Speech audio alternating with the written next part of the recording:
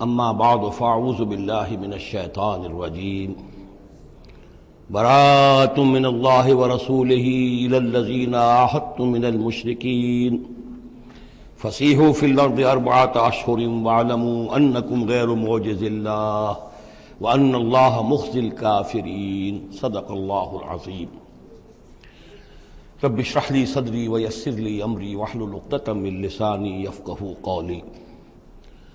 اللہم ربنا الہمنا رشدنا واعذنا من شرور انفسنا، اللہم ارنا الحق حقا وارزقنا اتباعہ وارنا الباطل باطلا وارزقنا اجتنابہ، اللہم طہر قلوبنا من النفاق واعمالنا من الرياء، آمین یا رب العالمین۔ اب ہم اللہ کے نام سے سورہ توبہ کا آغاز کر رہے ہیں۔ یہ سورہ مبارکہ تجزیے کے اعتبار سے قرآن حکیم کی مشکل ترین صورت ہے۔ اس میں کئی خطبات ہیں جو مختلف مواقع پر نازل ہوئے ہیں، اور چونکہ قرآن مجید میں یہ چیز محفوظ نہیں ہے کہ کون سا خطبہ کس وقت نازل ہوا، اس کے حوالے سے بڑی تحقیق کی ضرورت ہوتی ہے، اور جن لوگوں نے اتنی تکلیف گوارا نہیں کی ہے وہ بہت سے مغالطوں میں خود بھی مبتلا ہوئے ہیں اور دوسروں کو بھی مبتلا کیا ہے۔ بہرحال پہلی بات تو یہ سمجھیے کہ یہ سورہ مبارکہ دو بڑے بڑے حصوں پر مشتمل ہے۔ پہلا حصہ پہلے 5 رکوعوں پر مشتمل ہے اور دوسرا حصہ 11 رکوعوں پر مشتمل ہے۔ فلسفہ دین اور فلسفہ رسالت کے اعتبار سے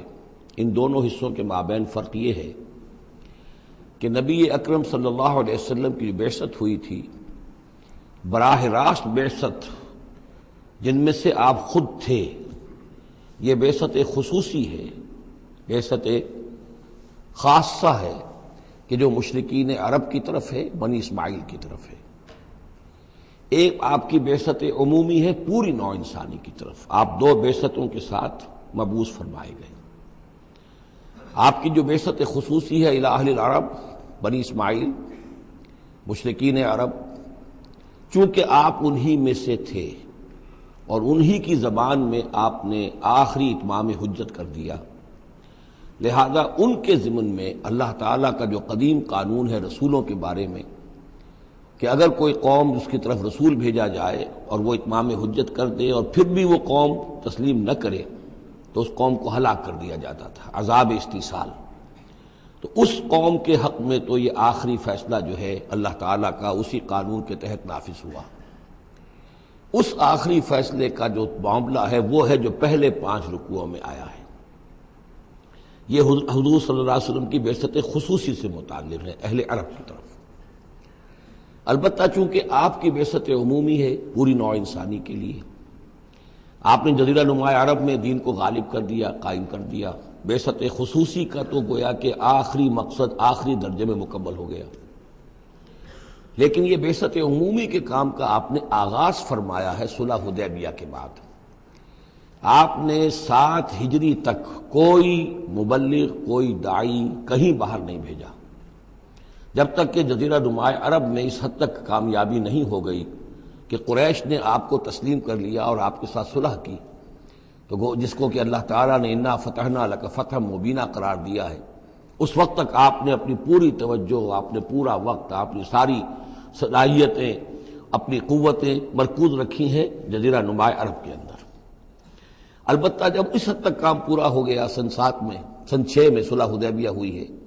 تو اس کے بعد آپ نے نامہ بر بھیجے، اپنے خطوط بھیجے، قیصر کے نام بھیجا، کسریٰ کے نام بھیجا، مقوقس کے نام بھیجا، نجاشی بھی اب جو اس وقت تھا، وہ نجاشی جو ایمان لائے تھے فوت ہو چکے تھے، ان کی تو غائبانہ نماز جنازہ بھی حضور نے پڑھائی تھی۔ اب جو نجاشی تھے وہ مسلمان نہیں تھے، ان کے پاس بھی خط گیا۔ ان خطوط کے نتیجے میں سلطنت روما سے ایک ٹکراؤ شروع ہو گیا، غزوہ موتا ہوا اور اس کے بعد غزوہ تبوک۔ یہ جو 2 غزوات ہیں ان کا تعلق حضور کی بعثت عمومی سے ہے کہ اب بیرون ملک عرب آپ کی دعوت کا اور آپ کی اقامت دین کی جد و جہد کا دائرہ وسیع ہو رہا ہے۔ تو 11 رکوع اس سورہ مبارکہ کے اس سے بحث کر رہے ہیں، وہ غزوہ تبوک کے گرد ہیں۔ ان میں سے 4 رکوع وہ ہیں کہ جو غزوہ تبوک کے لیے ذہنی تیاری کے لیے، اور اس کے بعد کچھ آیات وہ ہیں کہ جو تبوک جاتے ہوئے اور تبوک سے واپسی پر نازل ہوئی، اور کچھ حصہ وہ ہے جو تبوک سے واپس آ کر نازل ہوا۔ وہ تو ہے 11 رکوع جو چھٹے سے شروع ہو کر 16ویں تک جائیں گے مسلسل۔ البتہ پہلے 5 رکوع وہ ہیں کہ جن میں اندرون جزیرہ نما عرب، اندرون ملک آپ کی جو مشن تھا اس کی تکمیل کا جو آخری مرحلہ تھا اس کا اعلان ہو رہا ہے۔ اب یہ جو 5 رکوع ہیں ان میں بھی ایک عجیب تقسیم ہے۔ ان میں 2 رکوع وہ ہیں کہ جو سن 8 ہجری میں فتح مکہ سے قبل نازل ہوئے، ان میں تیار کیا گیا ہے مسلمانوں کو فتح مکہ کے لیے کہ وہ نکلیں، اور ساری رد و قدا ہو رہی ہے کچھ لوگوں کی طرف سے، کچھ منافقین کی طرف سے، کچھ سادہ دل مسلمانوں کی طرف سے، نیک دل مسلمانوں کی طرف سے، کچھ ایسے لوگوں کی طرف سے کہ جن کے وہاں رشتہ دار ہیں کہ اب اگر جنگ ہوگی اور جا کر ہم حملہ کریں گے مکے پر تو اس سے یہ ہے کہ ان رشتہ داروں کو بھی غضب پہنچے گا۔ کچھ ایسے مسلمان تھے جن کی فیملیز وہاں تھیں اور انہیں اندیشہ تھا کہ وہ کہیں جب یہ چکی پیسے گی تو کہیں گندم کے ساتھ گھن بھی نہ پیس جائے۔ تو ایک رد و قدا ہے جو ان 2 رکوعوں میں آپ کو ملے گی کہ جو نازل ہوئے ہیں سن 8 میں فتح مکہ سے قبل، اور 3 رکوع وہ ہیں کہ جو نازل ہوئے ہیں سن 9 میں ذی قعدہ کے بعد۔ اور یہ جب کہ فتح مکہ ہو چکا، اس سال حضور نے حج نہیں کیا، پھر اگلے سال آپ نے بھی دوبارہ حج نہیں کیا، لیکن آپ نے ایک قافلہ بھیج دیا تھا کہ وہ جائے، اور اس کے امیر کی حیثیت سے حضرت ابوبکر صدیق رضی اللہ تعالیٰ عنہ تھے امیر الحج۔ لیکن جب وہ قافلہ روانہ ہو چکا تھا ذی قعدہ سن 9 میں، تو پھر وہ آیات نازل ہوئیں کہ جو 3 رکوعوں پر مشتمل ہیں، جن میں آخری اعلان کیا گیا ہے کہ اب آئندہ یہاں کوئی عرب، کوئی مشرک حج کے لیے نہیں آئے گا۔ سن 9 کا حج وہ مشترک تھا، اس میں اہل ایمان بھی تھے اور اہل شرک بھی تھے، مشرکین مکہ بھی تھے، ان کو بھی اجازت تھی۔ اور وہاں اعلان کیا گیا کہ آئندہ مشرکین کے ساتھ اللہ کا کوئی معاہدہ نہیں ہے، اور ایک مہلت دی جا رہی ہے اتنے وقت معین کی، اس کے اندر اندر یا تو وہ اسلام لے آئیں اور یا ان کا قتل عام ہو جائے گا۔ یہ سخت ترین آیات ہے قرآن مجید کی کہ جو اس حصے میں نازل ہوئی ہیں، لیکن اس کا فلسفہ سمجھ لیجئے، یہ قائم مقام ہے اس عذاب استیصال کے جو عذاب قوم نوح پر آیا، قوم ہود پر آیا، قوم صالح پر آیا، قوم شعیب پر آیا، سدوم اور عمورہ کی بستیوں پر آیا، آل فرعون پر آیا۔ وہ اب مشرکین عرب پر اس لیے آنا ضروری تھا کہ ان کی طرف حضور بھیجے گئے، انہی کی زبان میں کتاب اتار دی گئی، ان پہ اتمام حجت ہو گیا، حق مبرہن ہو گیا۔ اب اگر وہ ایمان نہیں لا رہے ہیں تو عذاب استیصال کے مستحق ہو چکے ہیں۔ البتہ یہ کہ انہیں پہلی قسط جو دی گئی عذاب کی وہ تو غزوہ بدر کی شکل میں تھی، اب آخری یہ ہے کہ چیلنج کر دیا گیا کہ اب اتنی مدت کے اندر اندر اگر تم ایمان لے آؤ گے تو تمہاری خیریت ہے، نہیں لاؤ گے تو تمہیں قتل کر دیا جائے گا۔ اور اس میں خود بخود امپلائڈ تھی یہ بات کہ اگر تم نہ ایمان لانا چاہو نہ قتل ہونا چاہو تو جزیرہ نما عرب کو خیر بات کہہ کے چلے جاؤ، جہاں سینگ سمائے چلے جاؤ، اب عرب میں نہیں رہ سکتے۔ اس جزیرہ نما عرب کو پاک کر دیا جائے گا شرک سے۔ تو 2 رکوع وہ 3 یہ، اب اس میں ایک اور کمپلیکیشن ہے، یہ 2 رکوع پہلے اور 3 رکوع بعد میں، ترتیب زمانی تو یہ ہے، ان 3 رکوعوں کا ایک رکوع پہلے نکال کے لے آیا گیا ہے۔ جیسے میں نے کہا تھا کہ سورہ انفال میں ایک آیت جو تھی کہ جو بڑی اہم تھی اور جو بڑی یوں سمجھیے کہ ایک حساس مسئلے پر تھی کہ مال غنیمت کا کیا ہوگا، اس کو پہلے لے آئے، حالانکہ اس کا اصل حکم، اس کی اصل بحث جو ہے وہ سورت کے اندر چل رہی ہے، جا کے وسط میں آ رہی ہے۔ اسی طریقے سے قرآن کا اسلوب ہے کہ جو خاص بہت اہم شے تھی، اگرچہ وہ ان 3 رکوعوں سے متعلق ہے جو بعد میں نازل ہوئے ہیں، لیکن ان کو پہلے سب سے پہلے صورت میں رکھ دیا گیا ہے۔ تو گویا کہ پہلے 5 رکوع بھی 3 حصوں میں ہیں۔ پہلا رکوع جو 6 آیات پر مشتمل ہے، یہ وہ 6 آیات ہیں جن کو دے کر حضرت علی کو بھیجا حضور نے صلی اللہ علیہ وسلم، وہاں جا کر حج کے اعلان کرو، اعلان عام کر دو میری طرف سے کہ اب مشرکین کے ساتھ کوئی معاہدے نہیں۔ اس کے بعد وہ 2 رکوع ہیں جو ایک سال پہلے جو ہے نازل ہوئے ہیں فتح مکہ سے قبل۔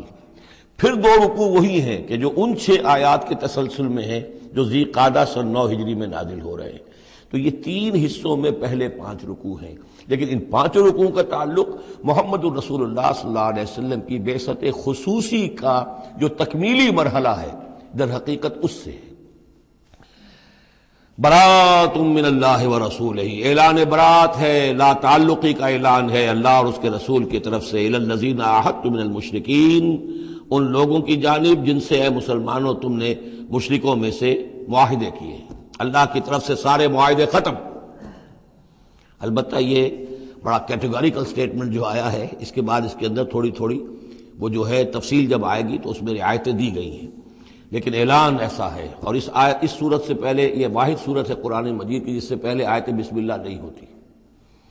اور اس کا سبب یہ بیان کیا ہے حضرت علی رضی اللہ تعالی عنہ نے کہ یہ صورت تو ننگی تلوار لے کر نازل ہوئی ہے۔ آیت بسم اللہ میں تو اللہ کے نام ہے الرحمن الرحیم، تو یہ صورت جو ہے یہ تو ننگی تلوار لے کر نازل ہوئی ہے۔ اہل شرک کے لیے جو اعلان اس میں کیا گیا ہے کہ ان کو قتل کیا جائے گا، قتل عام ہوگا، تو گویا کہ اس کے مضامین جو ہیں اللہ تعالیٰ کی وہ رحمانیت اور رحیمیت کے ساتھ بظاہر ان کی مناسبت نہیں ہے، اس لیے اس صورت سے قبل آیت بسم اللہ نہیں لکھی جاتی۔ واللہ عالم۔ برات من اللہ ورسولہ الی الذین عاہدتم من المشرکین، اعلان برات ہے، اعلان لا تعلقی ہے اللہ اور اس کے رسول کی طرف سے ان تمام لوگوں سے کہ جن سے مسلمانوں نے معاہدے کیے۔ فسیحوا فی الارض اربعۃ اشہر، تو گھوم پھر لو اس زمین میں، یعنی اس جزیرہ نما عرب میں 4 مہینے کی تمہیں مہلت دی جا رہی ہے۔ وَاعْلَمُوا أَنَّكُمْ غَيْرُ مُعْجِزِ اللَّهِ، اور جان لو کہ تم اللہ کو عاجز نہیں کر سکتے، اللہ کو شکست نہیں دے سکتے۔ وَأَنَّ اللَّهَ مُخْزِي الْكَافِرِينَ، اور اللہ تعالیٰ کافروں کو رسوا کر کے رہے گا۔ اب ان کے لیے یہ آخری جو ہے قسط جو ہے اللہ تعالیٰ کی طرف سے عذاب کی وہ آ کر رہے گی۔ یہ جو کیٹیگوریکل سٹیٹمنٹ آیا ہے یہ ان معاہدوں کے ضمن میں تھا کہ جن میں کوئی میعاد معین نہیں تھی، غیر میعادی معاہدے۔ عام معاہدہ ہے دوستی کا، نو وار پیکٹ ہے، اس کے لیے کوئی ٹائم لمٹ نہیں ہے۔ ان کے لیے تو کھلم کھلا کہہ دیا کہ ٹھیک ہے 4 مہینے کی ہم مہلت دے رہے ہیں، اس کے بعد ہمارا کوئی معاہدہ نہیں۔ اور یہ بالکل معقول بات ہے، اس لیے کہ ایک ہی دن میں نہیں کیا ہے۔ وہ بات بھی ہو گئی کہ معاہدہ پہلے جو ہے ان کی طرف پھینک دیا گیا، فَأَنبِذْ عَلَيْهِمْ عَلَىٰ سَوَاءٍ، اعلان کیا جا رہا ہے، اور پھر ایک دن میں اقدام بھی نہیں ہو رہا، 4 مہینے دیے جا رہے ہیں۔ تو یہ ہے معاملہ ان کا جو معاہدے غیر میعادی تھے جن میں کوئی مدت معین نہیں تھی۔ وَأَذَانٌ مِّنَ اللَّهِ وَرَسُولِهِ إِلَى النَّاسِ يَوْمَ الْحَجِّ الْأَكْبَرِ، اور اعلان عام ہے اللہ اور اس کے رسول کی طرف سے لوگوں کی جانب حج اکبر کے دن، یوم الحج الاکبر، بڑے حج کے دن۔ بڑے حج سے مراد حج ہے، یہ ہمارے ہاں جو عام خیال ہے کہ جمعے کو حج ہو تو حج اکبر ہے، یہ بغیر کسی بنیاد کے ہے۔ اصل میں عمرہ جو ہے وہ حج اصغر ہے، اور جو حج ہے وہ حج اکبر ہے۔ عمرہ بھی ایک چھوٹا حج ہے، تو وہاں اکبر اور اصغر اس اعتبار سے ہوتے ہیں۔ تو یوم الحج الاکبر، جب جو حج آ رہا ہے اس دن، ان اللہ بریء من المشرکین ورسولہ، اعلان عام، چونکہ حج میں تو تمام اطراف و اکناف جو ہیں جزیرہ نما عرب کے وہاں سے لوگ آئے ہوئے ہیں، تو اعلان عام ہو جائے گا کہ اللہ تعالیٰ بری ہے، الگ ہے، اس کا کوئی معاہدہ مشرکین کے ساتھ نہیں ہے، نہ صرف اللہ بلکہ اس کے رسول بھی۔ وَإِن تُبْتُمْ فَهُوَ خَيْرٌ لَكُمْ، اور اگر تم باز آ جاؤ، توبہ کر لو تو تمہارے لیے بہتر ہے، اسی میں خیریت ہے۔ وَإِن تَوَلَّيْتُمْ، اگر تم پیٹھ موڑ لو گے، روگردانی کرو گے، فَاعْلَمُوا أَنَّكُمْ غَيْرُ مُعْجِزِ اللَّهِ، تو سن رکھو تم اللہ کو عاجز نہیں کر سکتے، تم اللہ کو شکست نہیں دے سکتے۔ وَبَشِّرِ الَّذِينَ كَفَرُوا بِعَذَابٍ أَلِيمٍ، اور ان کافروں کو اے نبی بشارت دے دیجئے دردناک عذاب کی۔ إِلَّا الَّذِينَ عَاهَدتُّم مِّنَ الْمُشْرِكِينَ، اب یہاں ایک استثناء ہو رہا ہے، یہ ہے جن کے ساتھ میعادی معاہدے تھے، 2 سال کا معاہدہ ہے، 1 سال کا معاہدہ ہے، 6 ماہ کا معاہدہ ہے، اس کو مستثنیٰ رکھا۔ غیر میعادی معاہدہ تھا، یہ اعلان کر دیا اور 4 مہینے کی مہلت دے دی۔ جو میعادی تھا اس کو فرمایا الا الذین عاہدتم من المشرکین، ہاں اس کے سوا وہ لوگ ہوں گے کہ جن سے تم نے مسلمانوں مشرکین میں سے جن سے معاہدے کیے، ثم لم ینقصوکم شیئا، پھر انہوں نے کوئی کمی نہیں کی، کوئی شے جو ہے جو بھی شرائط تھی اس میں سے کسی میں کوئی کمی نہیں کی، وہ اپنے معاہدے کی شرائط کی پابندی کرتے رہے۔ وَلَمْ يُظَاهِرُوا عَلَيْكُمْ، اور نہ تم پر تمہارے دشمنوں کی کوئی مدد کی، احدن کسی کی بھی، فَأَتِمُّوا إِلَيْهِمْ عَهْدَهُمْ، تو ان کے لیے ان کی مدت مکمل کر دو، اِلَى مُدَّتِهِمْ، جو بھی مدت ہے، کسی کی 2 سال کی ہے، کسی کی 6 مہینے کی ہے، تو جو میعادی معاہدہ ہے اس کی بشرطے کہ ان کی طرف سے کوئی خلاف ورزی نہ ہوئی ہو تو ان کی مدت جو ہے وہ پوری کر دو۔ ان اللہ یحب المتقین، یقیناً اللہ تعالیٰ تقوی والوں کو پسند کرتا ہے۔ فَإِذَا انْسَلَخَ الْأَشْهُرُ الْحُرُمُ، جب یہ مہینے جو رعایت کے مہینے ہیں، پناہ کے مہینے ہیں، یعنی دو شکلیں ہو گئی، جیسے عورت کی جو عدت ہوتی ہے، فرض کیجئے کہ طلاق دی گئی تو ایک عدت تو یہ ہے کہ 3 ماہ جو ہیں یا 3 حیض آ گئے، لیکن اگر وہ اگر حاملہ ہے تو وضع حمل تک وہ عدت رہے گی۔ اسی طریقے سے جن لوگوں کا کوئی میعاد مقرر نہیں تھی ان کے لیے 4 مہینے مقرر کر کے اور ان کے معاہدوں کا اعلان کر دیا۔ جن کی میعاد مقرر تھی کہا کہ جیسے ہی میعاد ختم ہوگی پھر معاہدہ نہیں ہوگا، اب یہ رینیو نہیں ہوگا، لیکن یہ کہ اس مدت کی تکمیل کر دی جائے گی۔ فَإِذَا انسَلَخَ الْأَشْهُرُ الْحُرُمُ، اور جب یہ محترم مہینے سمجھ لیجئے، اس لیے کہ اب یہ ان کے لیے جو امان کے مہینے ہیں جو تمہیں دے دیے گئے ہیں، جب یہ ختم ہو جائیں گے، فَاقْتُلُوا الْمُشْرِكِينَ حَيْثُ وَجَدتُّمُوهُمْ، تو قتل کرو ان مشرکوں کو جہاں پاؤ۔ یہ سخت ترین الفاظ ہیں۔ وَخُذُوهُمْ، پکڑو ان کو، وَاحْصُرُوهُمْ، گھیراؤ کرو ان کا، وَاقْعُدُوا لَهُمْ كُلَّ مَرْصَدٍ، اور ہر جگہ گھات لگا کر بیٹھو ان کو پکڑنے کے لیے۔ یہ آخری ہے جو گویا کہ ان کی رسوائی، اب ظاہر بات ہے یہ آیات پڑھ کر سنائی گئی، مشرکین موجود تھے،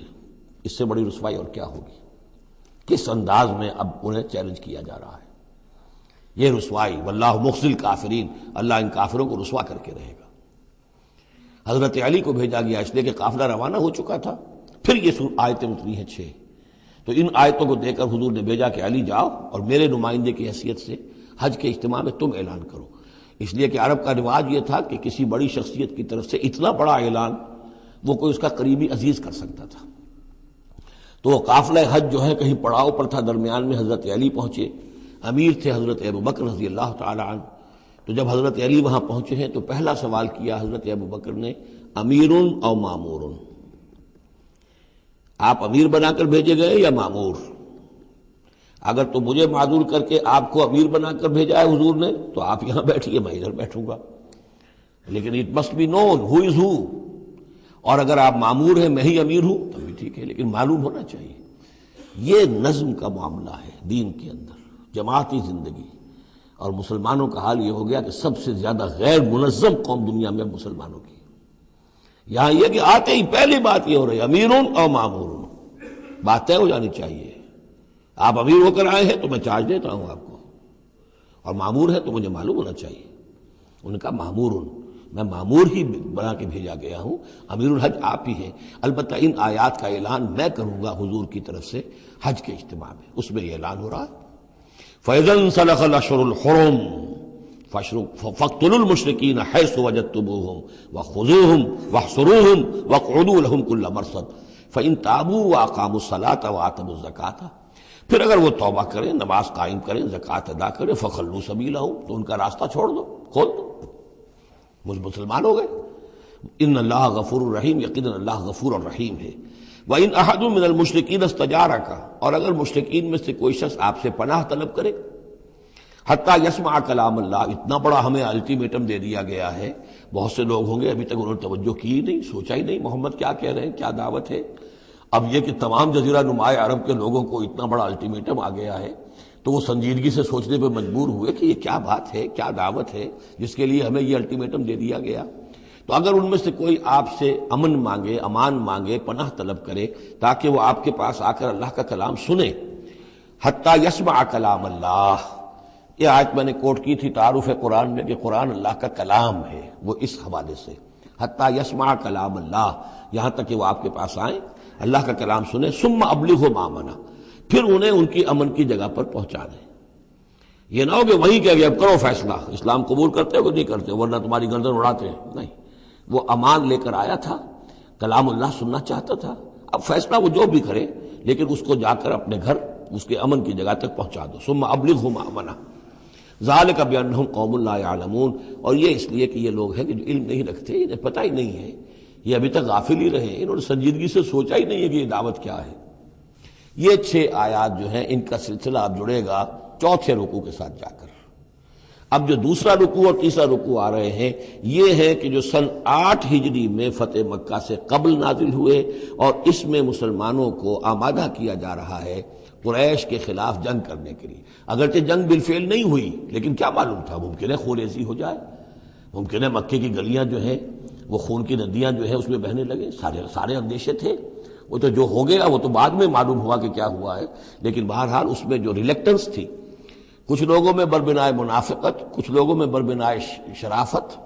اور ایک سادہ لوحی، کچھ لوگوں میں اس وجہ سے کہ ان کے اعزاء اور اقربا وہاں تھے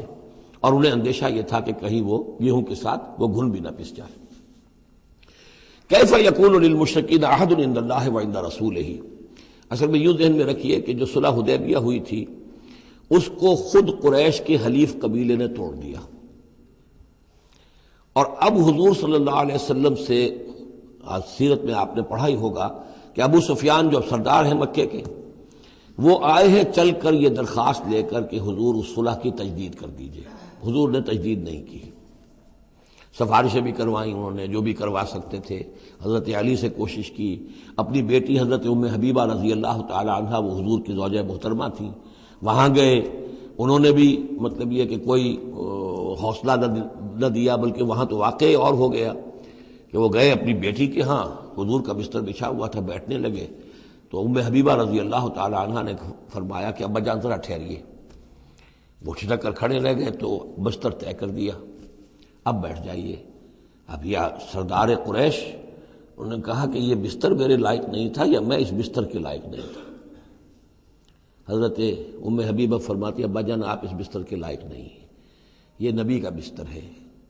اور آپ ناپاک ہیں، آپ مشرک ہیں، تو اب کیا کہیں، ان سے سفارش کرو میری۔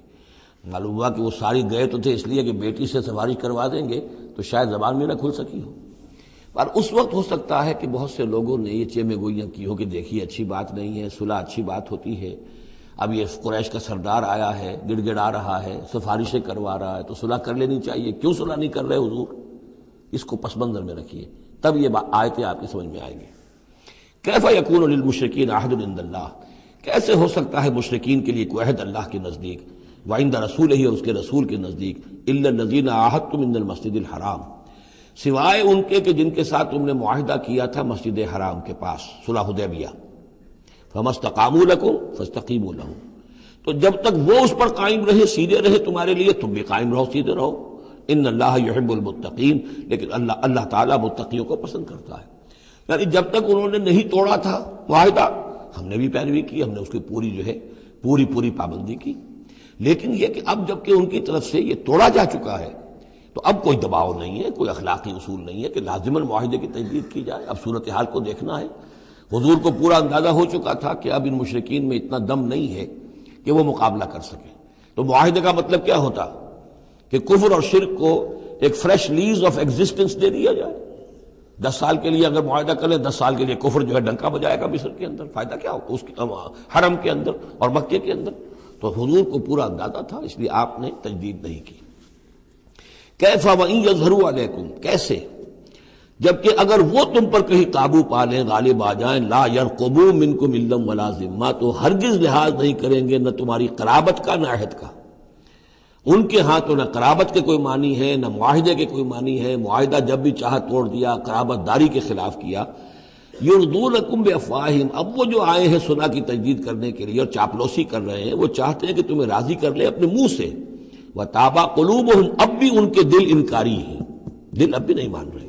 واکثرہم فاسقون، اور ان کی اکثریت فاسقین پر مشتمل ہے۔ اشتروا بآیات اللہ ثمنا قلیلا، یہ وہی لوگ ہیں جنہوں نے اللہ کی آیات کو فروخت کیا ہے حقیر سی قیمت کے عوض، اپنی چودراہٹیں، اپنی سیادتیں، حق کو پہچاننے کے باوجود محمد رسول اللہ 13 برس تک ان کے ہاں 12 برس تک دعوت دیتے رہے، انہوں نے قرآن مجید کو رد کیا، فصدوا عن سبیلہ، لوگوں کو روکتے رہے، خود بھی رکے رہے اللہ کے راستے سے، انہم ساء ما کانوا یعملون، بہت ہی برا ہے ان کا عمل جو رہا ہے۔ لا یرقبون فی مومن الا ولا ذمہ، دوبارہ یہ کسی مومن کے حق میں نہ قرابت کا کوئی لحاظ کرتے ہیں نہ کسی عہد اور معاہدے کا کرتے ہیں، واولئک ھم المعتدون، اور حقیقت میں یہی لوگ ہیں جو حد سے زیادہ تجاوز کرنے والے ہیں۔ فإن تابوا وأقاموا الصلاة وآتوا الزکاة، پھر بھی اللہ نے راستہ کھلا رکھا ہوا ہے، اب بھی کھلی بات ہے کہ اگر وہ توبہ کریں اور نماز قائم کریں اور زکوٰۃ دیں، فإخوانکم فی الدین، تو وہ تمہارے دینی بھائی ہیں۔ وَنُفَصِّلُ الْآيَاتِ لِقَوْمٍ يَعْلَمُونَ، اور ہم اپنی آیات کی تفصیل بیان کر رہے ہیں ان لوگوں کے لیے جو علم رکھتے ہیں، جو علم حاصل کرنا چاہیں۔ وَإِن نَكَثُوا أَيْمَانَهُمْ مِن بَعْدِ عَهْدِهِمْ، اور اگر انہوں نے توڑ دیا ہے اپنی اس قسم کو اور معاہدے کو اس کے باندھنے کے بعد، وَطَعَنُوا فِي دِينِكُمْ، اور جبکہ وہ انہوں نے عیب لگایا ہے تمہارے دین کے معاملے میں، فَقَاتِلُوا أَئِمَّةَ الْكُفْرِ، تو اب جنگ کرو ان کفر کے اماموں سے۔ یہ ہے الفاظ جو بہت نوٹ کرنے کے۔ ائمۃ الکفر کون تھے جزیرہ نما عرب میں؟ کافر تو سب تھے، مشرک سب تھے۔ ائمۃ الکفر، ائمۃ الشرک، یہ قریش تھے، متولی کعبے کے، بتوں کے مجاور، یہ سارا مرکز جو ہے شرک کا جو بنایا، اللہ کے گھر کو توحید کا مرکز تھا اسے شرک کا اڈا بنا دیا۔ یہ ہے امام۔ جب تک ان کو شکست نہ دی جائے تو ظاہر بات ہے کہ جزیرہ نما عرب پر دین کے غلبے کا تصور نہیں ہے۔ چاہے وہاں کوئی فارمل حکومت نہیں تھی، کوئی سلطنت نہیں تھی، کوئی ریاست نہیں تھی، کوئی جو ہے فارمل دارالخلافہ نہیں تھا، لیکن معنوی اعتبار سے یہ ام القریٰ،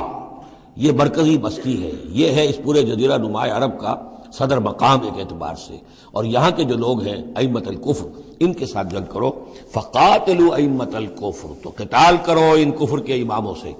انہم لا ایمان لہم، ان کی کسی قسم کا کوئی پاس نہیں، ان کی کوئی قسمیں نہیں ہیں، کوئی اعتبار نہیں۔ لعلہم ینتہون،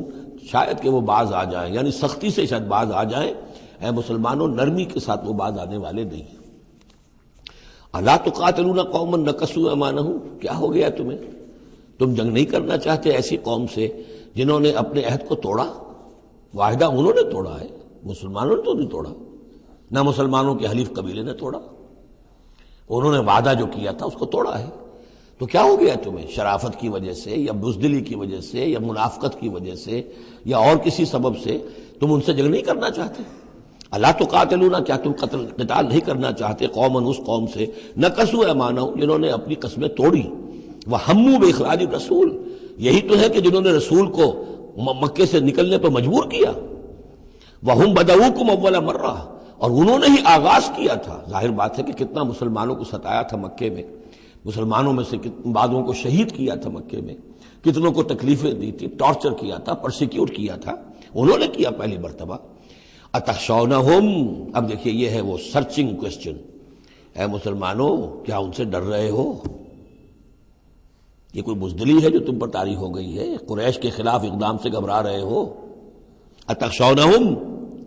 فاللہ احق ان تخشوہ ان کنتم مؤمنین، تو اگر تم مومن ہو تو اللہ زیادہ حقدار ہے کہ تم اس سے ڈرو۔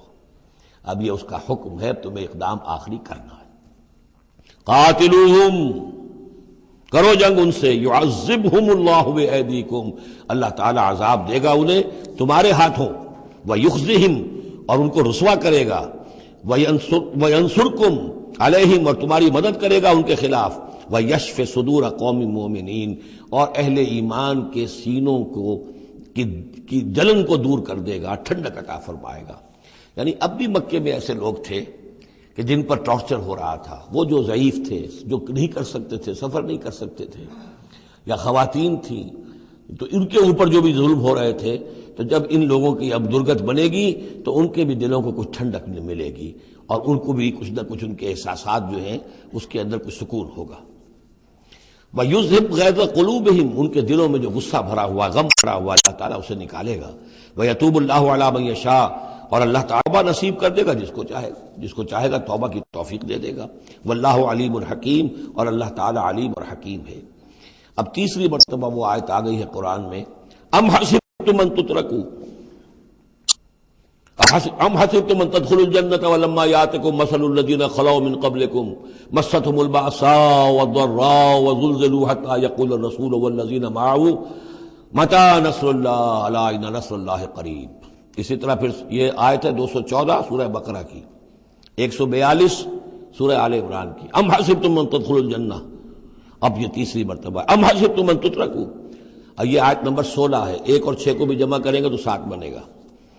ام حسبتم ان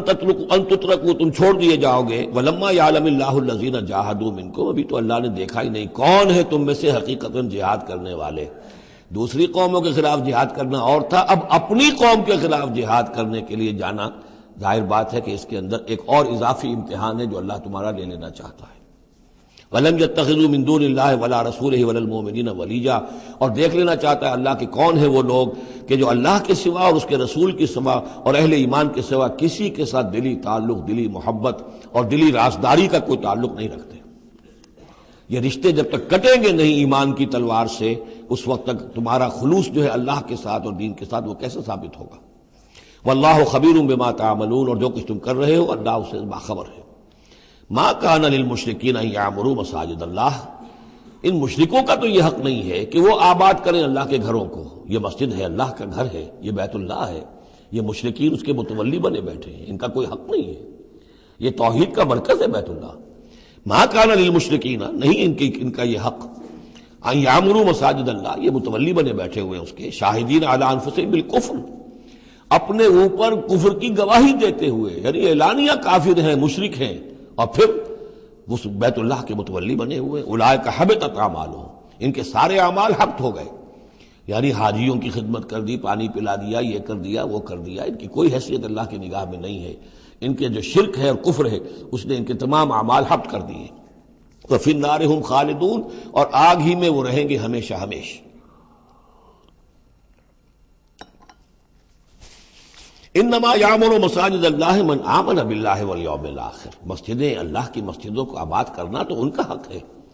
جو ایمان لائے اللہ پر اور یوم آخر پر، واقام الصلاۃ، اور نماز قائم کریں، وآت الزکوٰۃ، اور زکوٰۃ ادا کریں، ولم یخش الا اللہ، اور نہ ڈرے کسی سے سوائے اللہ کی۔ فعسیٰ اولئک ان یکونوا من المہتدین، تو ایسے لوگ ہیں کہ جو جن کے بارے میں توقع ہے کہ وہ راہ یاب ہوں گے اور منزل مراد تک پہنچ جائیں گے۔ اجعلتم سقایۃ الحاج وعمارۃ المسجد الحرام کمن آمن باللہ والیوم الآخر، کیا تم نے حاجیوں کو پانی پلانا اور مسجد حرام کو آباد رکھنا اس کو برابر کر دیا ہے اس کے کہ جو شخص ایمان لایا اللہ پر اور یوم آخر پر، وجاہد فی سبیل اللہ، اللہ کی راہ میں جہاد کرے؟ یہ مشرکین مکہ، مشرکین قریش جو کیا کرتے ہیں، ان کا یہی کریڈٹ ان کا کیا ہے کہ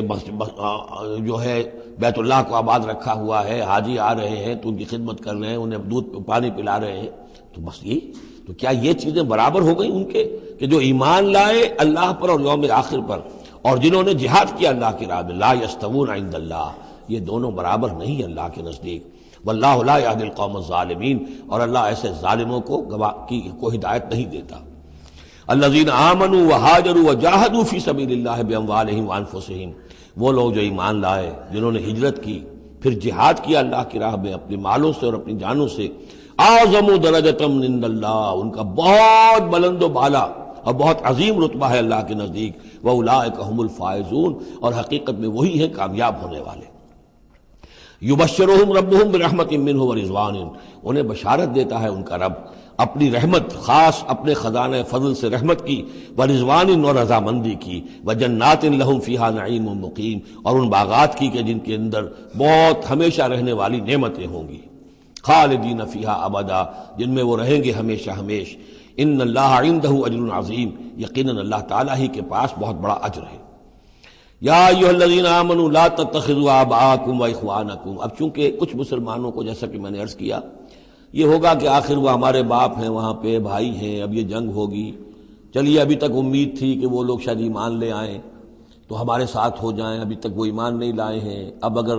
ادھر سے چڑھائی ہوگی ہمیں جانا پڑے گا، اپنے ہاتھوں جو ہے وہ اپنے رشتہ داروں کو، اپنے بھائی بندوں کو قتل کرنا پڑے گا۔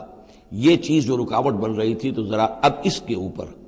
ایک ضرب لگ رہی ہے ان دو آیتوں میں، اور قرآن مجید کی اہم ترین آیتوں میں سے اگلی آیت ہے جو آئے گی اس کے بعد، آیت نمبر 24۔ یا ایھا الذین آمنوا لا تتخذوا آباءکم واخوانکم اولیاء، اے اہل ایمان اپنے باپوں اور بھائیوں کو اپنے ولی اور دوست اور حمایتی مت سمجھو، مت بناؤ۔ ان استحبوا الکفر علی الایمان، اگر انہوں نے ایمان کے مقابلے میں کفر کو پسند کیا ہے، اگر اب بھی تمہارے دل میں ان کے لیے محبت ہے اور تمہارے دل میں وہ تعلق جو ہے موجود ہے، تو اس کا مطلب یہ ہے کہ پھر ایمان کے ساتھ رشتہ تمہارا مضبوط نہیں ہے، اللہ کے لیے غیرت نہیں ہے، دین کے لیے، توحید کے لیے غیرت نہیں ہے۔ یا ایھا الذین آمنوا لا تتخذوا آباءکم واخوانکم اولیاء ان استحبوا الکفر علی الایمان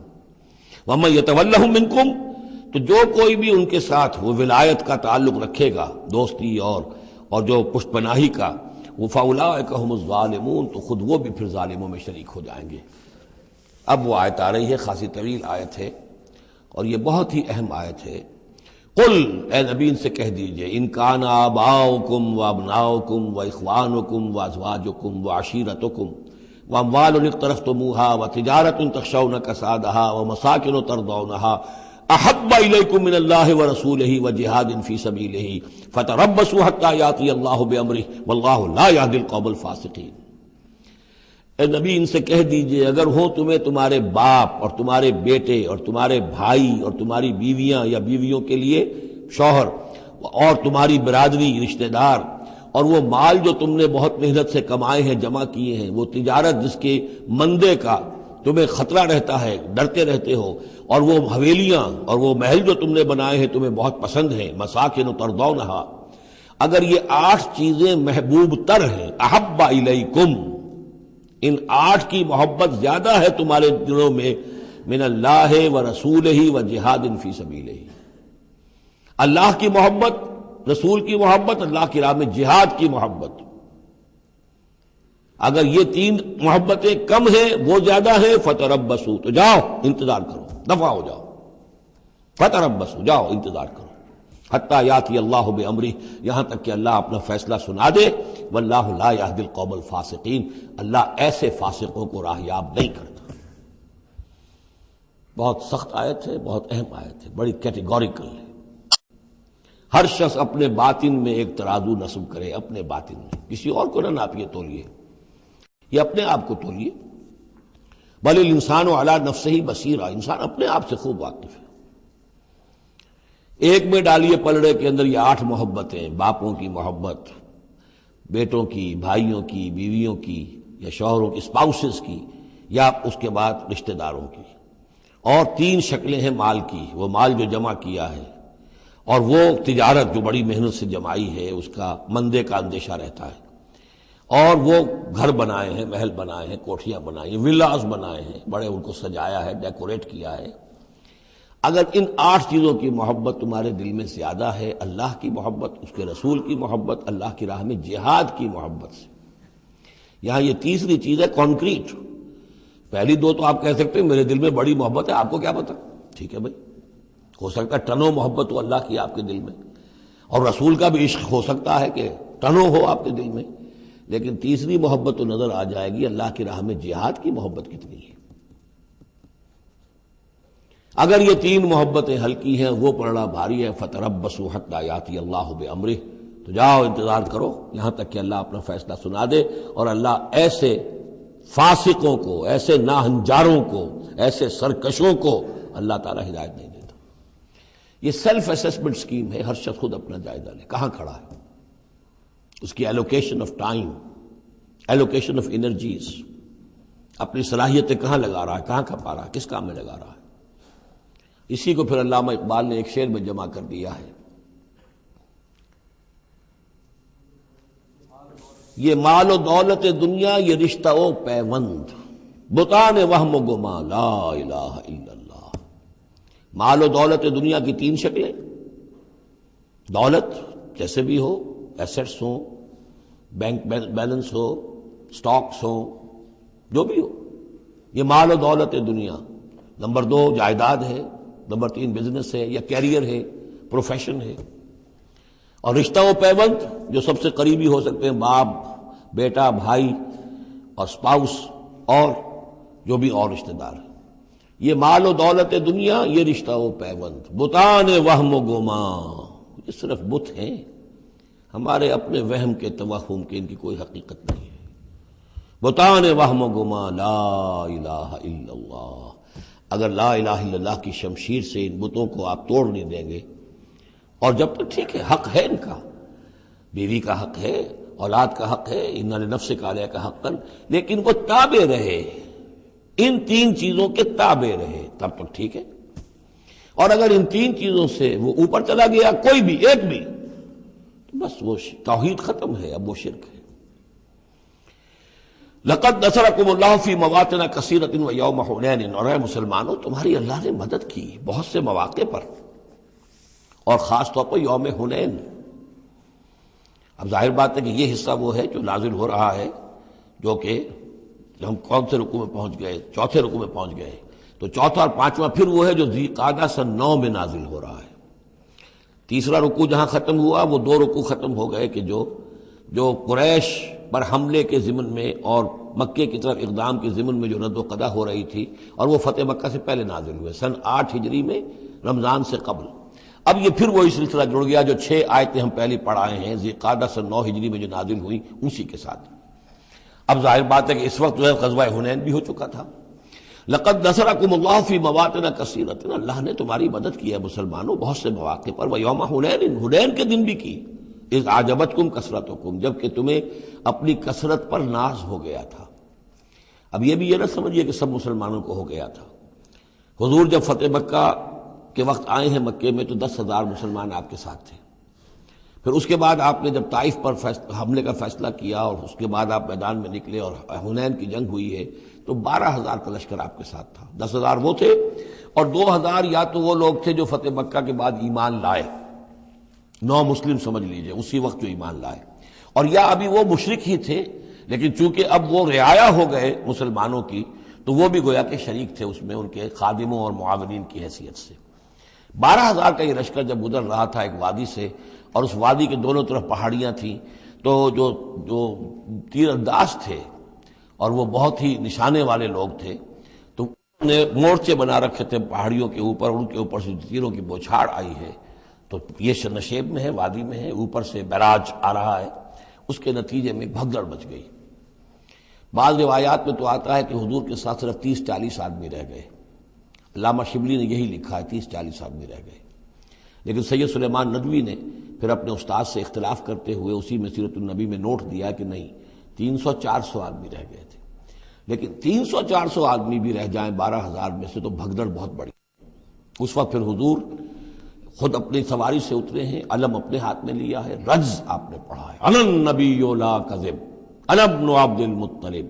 میں نبی ہوں اس میں کوئی شک نہیں، چاہے یہ 12,000 میرا ساتھ دے تب بھی نبی ہوں، کوئی ساتھ نہ دے تب بھی نبی ہوں،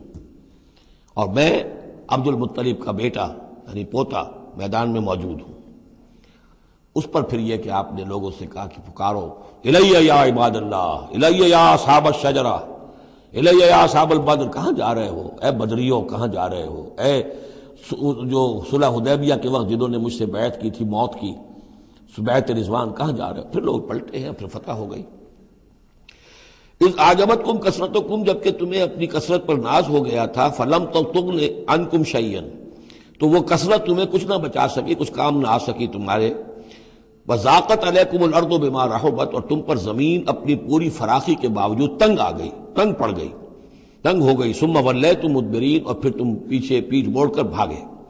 ثم انزل اللہ سکینتہ علی رسولہ، پھر اللہ نے نازل فرمایا اپنی طرف سے سکون اور تسکین اپنے رسول پر، وعلی المومنین، اور اہل ایمان پر. وانزل جنودا لم تروها، اور اس وقت بھی اللہ نے ایسے لشکر بھی اتارے جنہیں تم نے نہیں دیکھا. وعذب الذین کفروا، اور عذاب دیا کافروں کو. وذلک جزاء الکافرین، اور یقیناً یہ کافروں کا بدلہ یہی ہے. ثم یتوب اللہ من بعد ذلک علی من یشاء، پھر اس کے بعد بھی اللہ تعالیٰ توبہ نصیب فرما دے گا اپنے بندوں میں سے جس کو چاہے گا. اللہ غفور اور رحیم ہے. یا ایھا الذین آمنوا انما المشرکون نجس فلا یقربوا المسجد الحرام بعد عامهم ھذا، اہل ایمان یہ مشرک ناپاک ہیں، پلید ہیں، تو اب یہ اس سال کے بعد مسجد حرام کے قریب نہ پھٹکنے پائیں. سن 9 کا حج جو ہے کھلا تھا مشرکین کے لیے بھی اور اہل ایمان بھی گئے. حضرت ابوبکر کی زیر عمارت قافلہ حج مدینے سے گیا، حضور نہیں گئے. اسی میں اعلان یہ بھی کر دیا گیا اب آئندہ سال سے کوئی مشرک قریب نہیں آ سکے گا، نہ بیت اللہ کے، بیت الحرام کے، نہ حج کے لیے آ سکے گا. لا یقرب المسجد الحرام بعد عامہم ھذا، اس سال کے بعد اب وہ قریب نہ پھٹکے مسجد حرام کے. وَإِنْ خِفْتُمْ عِلَّةً، اب اندازہ ہوا ہوگا کہ یہ تو آتے تھے لوگ تو ہماری آمدنی ہوتی تھی، حاجی آتے تھے، قربانیاں کرتے تھے، کچھ اور نظریں چڑھاتے تھے، چڑھاوے چڑھاتے تھے تو ہماری آمدنی ہوتی تھی. وَإِنْ خِفْتُمْ عِلَّةً، اگر تمہیں فقر کا اندیشہ ہو، فَسَوْفَ يُغْنِيكُمُ اللَّهُ مِنْ فَضْلِهِ، تو ان قریب اللہ تعالیٰ تمہیں غنی کر دے گا اپنے فضل سے انشاء، اگر وہ چاہے گا. ان اللہ علیم الحکیم، یعنی اتنی آئیں گی غنیمتیں تمہارے پاس کہ تم سے سنبھالی نہیں جائیں گی. حضور کے انتقال کے بعد چند سال کے اندر اندر سلطنت فارس اور سلطنت روما اور وہاں سے جو سیلاب آیا ہے مال غنیمت کا، تو حضور نے تو یہی فرمایا تھا کہ اے مسلمانوں، اس دنیا سے جاتے ہوئے آپ نے فرمایا تھا کہ مجھے تم پر فقر کا اندیشہ نہیں ہے، مجھے تو اندیشہ اب یہ ہے کہ تم پر دولت کے انبار آ جائیں گے تمہارے قدموں میں، اور پھر تم اس دولت کی وجہ سے ایک دوسرے کی گردنیں مارو گے۔ ان اللہ علیم الحکیم قاتل الذین لا یؤمنون باللہ ولا بالیوم الآخر ولا یحرمون ما حرم اللہ ورسولہ ولا یدینون دین الحق من الذین اوتوا الکتاب حتی یعطوا الجزیۃ عن ید وہم صاغرون۔ یہ آیت بھی فلسفہ دین کے اعتبار سے بہت اہم ہے۔ جنگ کرو ان لوگوں سے جو نہ ایمان رکھتے ہیں اللہ پر نہ یوم آخر پر، جو حرام نہیں ٹھہراتے جس کو اللہ اور اس کے رسول نے حرام ٹھہرایا، اور نہ قبول کرتے ہیں دین حق کی تابع داری من الذین اوتوا الکتاب، ان لوگوں میں سے کہ جن کو کتاب دی گئی تھی، حتی یعطوا الجزیۃ عن ید وہم صاغرون، یہاں تک کہ وہ اپنے ہاتھ سے جزیہ پیش کریں اور چھوٹے ہو جائیں، نیچے رہیں، تابع ہو جائیں۔ یہ فرق ہے جو کیا گیا ہے۔ مشرکین عرب کے لیے تو کوئی آپشن نہیں تھا، یا ایمان لاؤ یا گردن مار دی جائے گی، اس لیے کہ ان میں سے تھے حضور صلی اللہ علیہ وسلم، ان پر اتمام حجت بدرجہ آخر ہو گیا۔ لیکن یہ کہ باقی لوگوں کے لیے، نصارہ اور یہود کے لیے بھی، اور اسی کے تابع بقیہ پوری نوع انسانی ہے، تمام انسان، پھر فارس کے لوگ تھے یا ہندوستان کے لوگ تھے یا اور تھے، ان سب کے لیے قانون یہی رہا ہے۔ کسی کے لیے یہ چیلنج نہیں ہے کہ تم یا ایمان لاؤ یا قتل کر دیے جاؤ گے، اس کے بعد کسی کے لیے نہیں۔ یہ خاص وقت تھا اس قوم کے لیے اس عذاب کا کہ جس قوم نے ایک رسول کی دعوت کو رد کیا تھا۔ اب اس کے بعد کوئی رسول ہے بھی نہیں، موجود نہیں ہے، بنفس نفیس تو موجود نہیں ہے، معنوی طور پر ہے، وہ واقعتاً جو ہے مادی طور پر تو نہیں ہے۔ اس حوالے سے اب بقیہ پوری نوع انسانی کا معاملہ کیا ہے؟ ان کے سامنے یہ ہے کہ قتال ان سے بھی کیا جائے گا، جنگ ان سے بھی کی جائے گی، یہاں تک کہ وہ تابع ہو جائیں، اللہ کے دین کی بالادستی کو قبول کر لیں، لیکن اس کے نیچے وہ یہودی رہیں، وہ مجوسی رہیں، وہ ہندو رہیں، وہ سکھ رہیں، وہ پارسی رہیں، وہ جو بھی چاہے رہیں، انڈیویجول کو کسی کو اسلام لانے پہ مجبور نہیں کیا جائے گا، اور یہ نہیں ہوگا کہ گردن اڑا دی جائے گی یا اسلام لاؤ۔ وہ معاملہ تھا مشرکین عرب کے لیے۔ یہ جو زمین و آسمان کا فرق، اس کو اچھی طرح سمجھ لیجئے۔ یہی وجہ ہے کہ پھر جب دور صحابہ میں اور دور خلافت راشدہ میں فوجیں نکلی ہیں صحابہ کی، تو 3 آپشنز دیتے تھے وہ۔ ایمان لے آؤ، تم ہمارے برابر کے ہو جاؤ گے، تمہارے حقوق ہمارے حقوق برابر، ہم یہ بھی نہیں کہیں گے ہم سینئر ہیں تم جونیئر ہو، تمہارے حق کا برابر، بالکل برابر۔ اگر ایمان نہیں لاتے، تابع داری اختیار کرو، جزیہ دو، اور اسلامی ریاست کی بالادستی قبول کرو، پھر تم یہودی رہو، مجوسی رہو، عیسائی رہو، نصرانی رہو، جو چاہو رہو، ہندو رہو، بدھ مت کے رہو، جو چاہو رہو۔ اگر یہ بھی نہیں گوارا، گویا کہ تم باطل کے نظام کو قائم رکھنا چاہتے ہو، تو پھر تیسرا آلٹرنیٹو تلوار آئے گی میرے اور ہمارے تمہارے درمیان فیصلہ کرے گی، آ جاؤ میدان جنگ میں۔ 3 آپشنز ان کے لیے، مشرکین عرب کے لیے بھی 3 آپشن بن گئے تھے 2 ہی، یا ایمان لاؤ یا قتل کر دیے جاؤ گے۔ تیسرا آپشن یہ تھا کہ جزیرہ نما عرب چھوڑ کر جہاں چاہو بھاگ جاؤ، یہاں نہیں رہ سکتے، لیکن یہ اس میں امپلائڈ تھا نہیں، کلیئر نہیں تھا، اسپیلٹ آؤٹ نہیں تھا۔ لیکن ان کے لیے یہ دوسرا آپشن تھا، قاتل الذین لا یؤمنون باللہ، قتال کرو ان سے جو ایمان نہیں رکھتے اللہ پر نہ یوم آخر پر، ولا یحرمون ما حرم اللہ ورسولہ، نہ حرام ٹھہراتے ہیں اور سمجھتے ہیں ان چیزوں کو جو اللہ اور اس کے رسول نے حرام کی ہیں، ولا یدینون دین الحق، اور نہ دین حق کو قبول کرنے کے لیے اور اس کی تابعداری کرنے کے لیے تیار ہیں، من الذین اوتوا الکتاب، اہل کتاب میں سے، ان سے بھی جنگ کرو، حتی یعطوا الجزیۃ عن ید، یہاں تک کہ وہ دیں جزیہ ہاتھ سے، وہم صاغرون، اور چھوٹے ہو کر رہے، اسلام کی بالادستی قبول کریں۔ وقالت الیہود عزیر ابن اللہ، اور یہودیوں نے یہ اعتقاد گھڑ لیا تھا کہ عزیر اللہ کے بیٹے ہیں۔ وقالت النصارى المسیح ابن اللہ، اور نصارہ نے یہ عقیدہ گھڑ لیا کہ مسیح اللہ کے بیٹے ہیں۔ ذالک قولہم بافواہہم، یہ ان کی منہ سے باتیں ہیں جو نکلی ہیں، ان کی کوئی حقیقت نہیں ہے۔ یضاہئون قول الذین کفروا من قبل، یہ ریس کر رہے ہیں، نقل کر رہے ہیں ان لوگوں کی باتوں کی کہ جو ان سے پہلے جنہوں نے کفر کیا تھا۔ یہ میں اشارہ کر چکا تھا کہ متھرائزم یہ ایک مذہب تھا پرانا، اور خاص طور پر مصر اس کا بہت بڑا مرکز تھا۔ تو جب یہ سینٹ پال نے جب تبلیغ شروع کی ہے عیسائیت کی، اور وہ وہاں سے پھر بات جو ہے آگے بڑھی ہے، اور جینٹائلز کے اندر بھی تبلیغ اس نے شروع کی، تو اس نے پھر اپنے مذہب میں ایسے اعتقادات شامل کر لیے کہ یہ جو دوسرے مذہب کے لوگ ہیں وہ آسانی سے ہمارے اس مذہب میں عیسائیت میں آ جائیں۔ تو جو تثلیث مصر میں پہلے سے موجود تھی اسی تثلیث کے نام بدل دیے۔ مصر میں تثلیث تھی God the father, Horus the son of God, and Isis the God mother. تو اللہ خدا اور ایک خدا کی ماں وہ جو آئسس دیوی یعنی اور خدا کا بیٹا، تو اللہ اور عیسیٰ اور مریم، یہ پہلی تثلیث تھی ابتدائی کی جو بنی ہے۔ God the father, Horus the son of God and Isis the God mother. تو انہوں نے ان کی نقالی کی ہے، اس نقالی میں انہوں نے یہ تثلیث ایجاد کر دی ہے۔ قاتلہم اللہ انا یوفکون، اللہ تعالیٰ انہیں قتل کرے، ہلاک کرے، یہ کہاں سے بچلائے گئے ہیں۔ اتخذوا احبارہم ورہبانہم اربابا من دون اللہ، دوسری جو سب سے بڑی گمراہی ہوئی عیسائیوں میں وہ یہ ہے کہ انہوں نے اپنے احبار اور رہبان کو بھی رب بنا لیا اللہ کے سوا۔ اب یہ جو ہے اس پر اعتراض کیا تھا، اعتراض نہیں سوال کیا تھا حضرت عدی ابن حاتم نے، جو مشہور ہیں حاتم طائی، بہت بڑے جو سخی تھے، وہ تو خیر فوت ہو چکے تھے حضور کی بعثت سے قبل، اور وہ عیسائی تھے۔ ان کے بیٹے تھے یہ عدی ابن حاتم، یہ ایمان لے آئے، لیکن ایک روز انہوں نے حضور سے پھر یہ کہا کہ حضور یہ بات کچھ سمجھ میں نہیں آئی، قرآن کہتا ہے کہ ہم نے بحیثیت عیسائی اپنے احبار اور رہبان کو اپنا خدا بنا لیا، ارباب بنا لیا، تو ایسی بات تو نہیں ہے، تو اس کا مفہوم کیا ہے؟ تو آپ نے فرمایا کیا یہ صحیح نہیں ہے کہ جس شے کو وہ حلال کہہ دے تم حلال مان لیتے ہو، جس شے کو وہ حرام کہہ دے تم حرام مان لیتے ہو؟ کہ جی یہ تو ہے، تو یہی تو خدا بنا مان لینا ہے۔ یعنی قانون سازی کا حق اللہ کو حاصل ہے، یہاں پوپ صاحب کو پورا اختیار ہے، جو چاہے فیصلہ کر دے۔ تو 2000 سال تک تو حضرت مسیح کو سولی دینے کا الزام یہودیوں پر رہا، اب آ کر اچانک انہوں نے ایک ڈیکری، ایک فرمان کے ذریعے سے بری کر دیا۔ تاریخ کو بدل دیں، حرام کو حلال کر دیں، حلال کو حرام کر دیں۔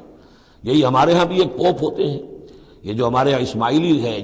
ان کا جو امام حاضر ہے وہ معصوم ہے، اور وہ جس چیز کو چاہے حلال کر دے، جس چیز کو چاہے حرام کر دے۔ انہوں نے بھی شریعت ساقط کی ہوئی ہے، اسماعیلیوں پر شریعت نہیں ہے۔ ایک اسماعیلی وہ ہے جو ہنزا وغیرہ میں رہتے ہیں، ان کے ہاں شریعت ہے، یہ پرانے اسماعیلی ہیں کہ جو باہر سے آ کر یہاں پر آباد ہوئے تھے۔ ایک یہ گجرات کے علاقے میں آ کر جب اسماعیلیوں نے اپنی تبلیغ کی ہے تو انہوں نے وہی کیا جو سینٹ پال نے کیا تھا، شریعت ساقط کر دی۔ اور جو ہندوؤں کا عقیدہ تھا اس کے اندر 9 اوتار تھے، 9 اوتار آ چکے ہیں دنیا میں اللہ کے، ان کا کہ حضرت علی 10ویں اوتار ہیں، 10م اوتار، وہ 10م اوتار ان کے عقیدے میں شامل ہو گیا، اور جو ان کا امام حاضر ہے اسے پورا اختیار حاصل ہے، شریعت کی جس چیز کو چاہے منسوخ کر دے، جو چیز چاہے حرام قرار دے دے، جو چیز چاہے حلال قرار دے دے، یہ ہے دین۔ تو اتخذوا احبارہم ورہبانہم، تو یہ تو گویا کہ خدا ہی بنا لیا، یہ اختیار تو خدا ہی ہے۔ اربابا من دون اللہ، انہوں نے اللہ کے سوا ان کو بھی رب بنا لیا ہے۔ والمسیح ابن مریم، اور مسیح ابن مریم کو تو پوچھتے ہیں۔ وما امروا الا لیعبدوا الہا واحدا، انہیں نہیں حکم دیا گیا تھا مگر اس بات کا کہ وہ پوجیں صرف ایک الہ کو، لا الہ الا ہوا، نہیں ہے کوئی معبود اس کے سوا، سبحانہ عما یشرکون، وہ پاک ہے اس سے کہ جو شرک یہ کر رہے ہیں۔ یریدون ان یطفئوا نور اللہ بافواہہم، یہ چاہتے ہیں کہ اللہ کے نور کو بجھا دیں اپنے منہ کی پھونکوں سے۔ وَيَأْبَى اللَّهُ إِلَّا أَن يُتِمَّ نُورَهُ وَلَوْ كَرِهَ الْكَافِرُونَ، اور اللہ کو ہرگز منظور نہیں ہے مگر یہ کہ وہ اپنے نور کا اتمام فرما کر رہے، چاہے یہ کافروں کو کتنا ہی ناگوار ہو۔ هُوَ الَّذِي أَرْسَلَ رَسُولَهُ بِالْهُدَى وَدِينِ الْحَقِّ لِيُظْهِرَهُ عَلَى الدِّينِ كُلِّهِ، وہی تو ہے جس نے بھیجا ہے اپنے رسول کو صلی اللہ علیہ وسلم الہدا اور دین حق دے کر، تاکہ غالب کرے اسے کل کے کل دین پر، کل نظام زندگی پر، وَلَوْ كَرِهَ الْمُشْرِكُونَ، خواہ یہ مشرکوں کو کتنا ہی ناگوار ہو۔ کیونکہ یہاں آ کر حضور کے مشن کے آخری درجے میں تکمیل ہو رہی ہے، تو یہاں کلیئرلی اب اس کو انشیٹ کر دیا گیا۔ وہ جو میں نے عرض کیا تھا کہ ایک ہے رسالت کا بنیادی مقصد، تبشیر ہے، انذار ہے، تذکیر ہے، دعوت ہے، تبلیغ ہے، وما نرسل المرسلین الا مبشرین ومنذرین، وہ بنیادی مقصد بھی حضور کی بعثت کا ہے۔ لیکن حضور کا ایک امتیازی مقصد ہے، تکمیل رسالت کا جو مظہر ہے وہ ہے کہ دین کو غالب کرنا بالفعل۔ یہ جوڑا جو 2 آیتوں کا ہے یہ بالکل اسی ترتیب کے ساتھ یہ جوڑا سورہ صف میں بھی آیا ہے۔ دوسری آیت تو جو کی تو ہے، ایک شوشے کا فرق نہیں، هو الذی ارسل رسولہ بالہدی ودین الحق لیظہرہ علی الدین کلہ ولو کرہ المشرکون۔ اس پر تو 24 صفحے کا میرا ایک مقالہ ہے جو لکھا ہوا ہے، جو میری کتاب ہے نبی اکرم صلی اللہ علیہ وسلم کا مقصد بعثت، صرف اس ایک آیت پر 24 صفحے کا مقالہ ہے۔ اور میں مطمئن ہوں اللہ کا شکر ہے کہ اس آیت کا حق اللہ تعالیٰ نے میرے ذریعے سے پورا کروا دیا ہے، اس میں کسی اعتبار سے، اس لیے کہ لوگ اس میں سے اپنے لیے راستے نکالتے ہیں، چور دروازے، یہ تو جی اللہ غالب کرنے والا ہے، کوئی انسان غالب کرنے والے تھوڑا ہی ہیں، اور یہ ہے اور وہ ہے، اس لیے کہ جو آدمی کام چور ہے چاہتا ہے کسی طریقے سے کوئی راہ فرار ہو، بھاگنے کا کوئی راستہ مل جائے، لیکن آپ اگر اس کو پڑھیں گے تو معلوم ہوگا کوئی راستہ فرار کا نہیں ہے، ہر جو بھی ممکن ہو سکتی ہے نحوی اعتبار سے جو امکان ہو سب کو میں نے لے کر اور ثابت کر دیا ہے کہ اس میں کہیں فرار کا راستہ نہیں۔ البتہ پہلی آیت میں تھوڑا سا فرق ہے، وہ آیت جو ہے وہاں ہے یریدون لیطفئوا، یہاں ہے ان یطفئوا، بس اتنا فرق ہے۔ بے افواہہم یریدون لیطفئوا نور اللہ بے افواہہم، یریدون ان یطفئوا نور اللہ بے افواہہم، وہاں ہے واللہ متم نورہ ولو کرہ الکافرون، یہاں ہے ویابی اللہ الا ان یتم نورہ ولو کرہ الکافرون۔ یہ تو چاہتے ہیں کہ اپنے منہ کی پھونکوں سے، جس کو کہ پھر مولانا ظفر علی خان نے خوب اس کی تعبیر کی ہے، نور خدا ہے کفر کی حرکت پہ خندہ زن، پھونکوں سے یہ چراغ بجھایا نہ جائے گا۔ تو یہ جو چاہتے ہیں کہ اپنی منہ کی پھونکوں سے، اور اس میں ایک طرح کا طنز ہے، یہودی چونکہ سامنے آ کر مقابلہ نہیں کر رہے تھے تو یہ ایسے تھا کہ منہ کی پھونکوں سے بجھانا چاہ رہے ہیں، صرف سازشیں ہیں ان کی، اور جو بھی یہ کر رہے ہیں کبھی سامنے آ کر انہوں نے جنگ نہیں کی۔ یریدون ان یطفئوا نور اللہ بافواہہم واللہ متم ویابی اللہ الا ان یتم نورہ ولو کرہ الکافرون هو الذی ارسل رسولہ بالہدی ودین الحق لیظہرہ علی الدین کلہ ولو کرہ المشرکون یا ایھا الذین آمنوا ان کثیرا من الاحبار والرہبان لیأکلون اموال الناس بالباطل ویصدون عن سبیل اللہ والذین یکنزون الذہب والفضة ولا ينفقونها فی سبیل اللہ فبشرہم بعذاب علیم۔ یہ آیت بھی بہت اہم ہے، اس لیے کہ جو مسلمان امتوں کے اندر علماء اور احبار اور صوفیاء، یا آپ ایک لفظ استعمال کریں مذہبی پیشوا، جو بھی ایک طبقہ بن جاتا ہے، اگر ان میں دنیا کی محبت اور مال کی محبت آ جائے، ایک عام کاروباری آدمی ہے، دنیا کا کاروبار کرتا ہے، اب ظاہر بات ہے حلال ذریعے سے کما رہا ہے، اچھا کھائے اچھا پہنے، ٹھیک ہے، کوئی جائیداد بھی بناتا ہے، کوئی حرام کام نہیں ہے، اس کی اولاد کو منتقل ہو جائے گی، لیکن یہ کہ جو شخص دین کی خدمت میں لگا ہوا ہے، اب اسے فرض کیجئے کوئی ہدیہ دے رہا ہے، کوئی اس کو اگر فرض کیجئے تحفہ دے رہا ہے یا کسی طریقے سے، تو دین کے لیے دے رہا ہے۔ اگر یہ لوگ بھی اپنے پاس دولت جمع کریں، اگر یہ اپنی جائیدادیں بنائیں، تو یہ بدترین انسان ہے آسمان کی چھت کے نیچے کے۔ یہ سمجھ لیجیے اچھی بات، عام آدمی کے لیے قانون اور ہوگا، اس حدیث کو ذہن میں لے آئیے، حضور نے فرمایا یوشک ان یاتی علی الناس زمان، مجھے اندیشہ ہے لوگوں پر ایک وقت ایسا آ جائے گا، کیسا آ جائے گا؟ لا یبقی من الاسلام الا اسمہ، اسلام میں سے اس کے نام کے سوا کچھ نہیں بچے گا، ولا یبقی من القرآن الا رسمہ، قرآن میں سے اس کے رسم الخط کے سوا کچھ نہیں بچے گا، مساجدہم عامرۃ، ان کی مسجدیں آباد بہت ہوں گی، شاندار ہوں گی، وہی خراب من الہدی، ہدایت سے خالی ہوں گی،